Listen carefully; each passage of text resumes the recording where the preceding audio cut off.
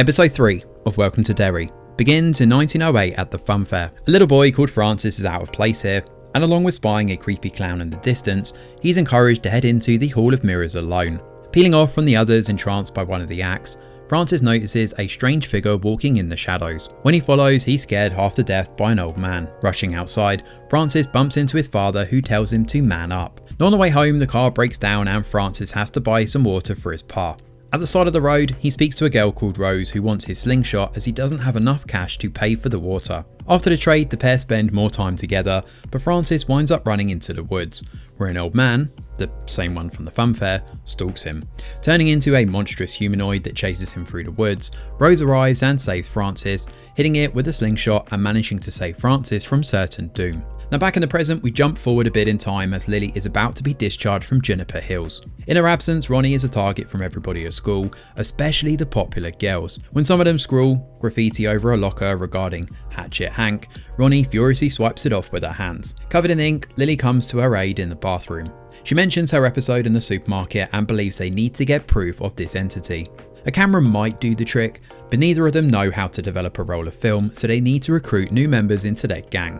Hank is still behind bars as you may expect, but he's not in a particularly talkative mood. His alibi about being home in bed isn't going to fly with the chief either, who goads him into admitting what his favourite brand of smokes are. Funnily enough, those smokes have been found by the chief, and as a result, Hank is on the verge of being labelled a child killer unless he thinks of something.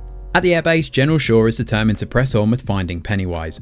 He uses Dick to serve as a human compass to drop on top of the central area via helicopter. Now Dick is handed a box by the General, which interestingly holds a slingshot inside. This is the same slingshot from the opening flashback. Touching it, he can sense where the entity is, and he suddenly snaps to attention and walks through the pod, where he finds himself in a creepy vision of his own. This time he sees the killer clown itself in the shadows, asking who he is before turning into his grandmother, warning that he's coming.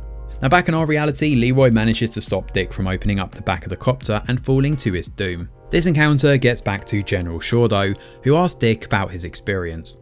Dick is uneasy, believing they shouldn't be doing this and convinced it could cause a huge blowback. However, not everybody is happy with the military's current plans. The native Indians in the area hold a community meeting about dealing with the dig sites that are encroaching on their land.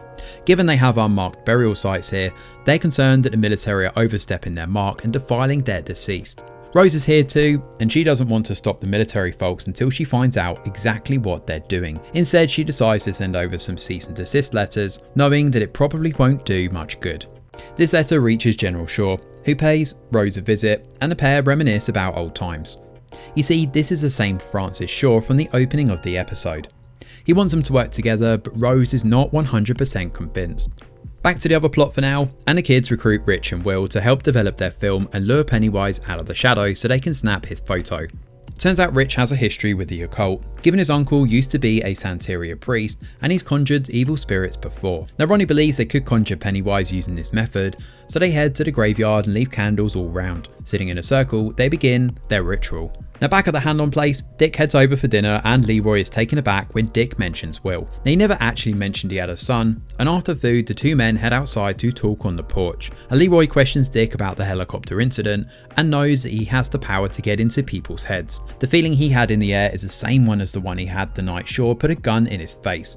And Dick promises to stay out of Leroy's head, given he's seen what the Major thinks about when he's facing death. And Leroy analyses, and that's a powerful tool to wield. Dick wants him in the trenches with him. Now back in the graveyard, the kids try to leave when they think the conjuring is a bust, but unfortunately a whole bunch of ghouls attack. The kids try to race off on their bikes, but they're all attacked by the dead. Each of the kids snap photos of the strange spirits that float through the air after them, but unfortunately Will is left behind. Now Will is right by an abandoned rundown crypt, so he decides to head deeper into the spooky ruins alone. When he does, he snaps another photo before joining the others. Now after their spooky encounter, the four hug and then break into the school together. The guys develop the photos they've taken and it shows all the strange phenomena they've encountered. Inside the crypt Will walked into, the picture shows the outline of a killer clown. So episode 3 seems to highlight one of the biggest problems this show has, aside from the wonky CGI, but we'll get to that, don't worry. The two plots this show's juggling just do not work well together. Each episode seems to seesaw between one of the plot lines working well and the other falling by the wayside. The drama involving the four kids feels rushed and there's no time for them to properly bond before we're thrown into the Scooby-Doo-esque narrative to try and snap photos of Pennywise. I'm not sure whose idea it was to add this game of catch with the camera and why we linger on it rolling down the hill, but it doesn't work. In fact, this entire sequence has the same problems that the cinema did at the end of episode 1. The show has a real problem with understanding how scares and terror properly work, which is ironic given this is exactly what Pennywise is, right? Instead, what we get is a sequence that feels ripped right from Stranger Things or Goosebumps.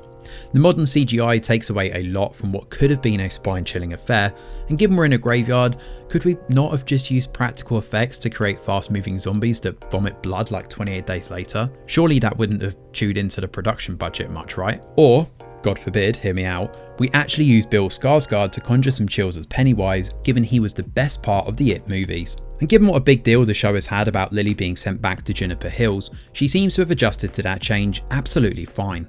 We see no ramifications from this, no side effects, and no exploration of the horror that's gripped her for the first 2 episodes, or what her encounter in there again was like. I guess she's just over the mental asylum shindig now. Ultimately though, this episode feels like a disappointing step down. The dialogue, especially for the kids, is rough, the CGI is worse, and the only saving grace right now comes from that great chat between Dick and Leroy on the porch. Hopefully next week's episode is an improvement.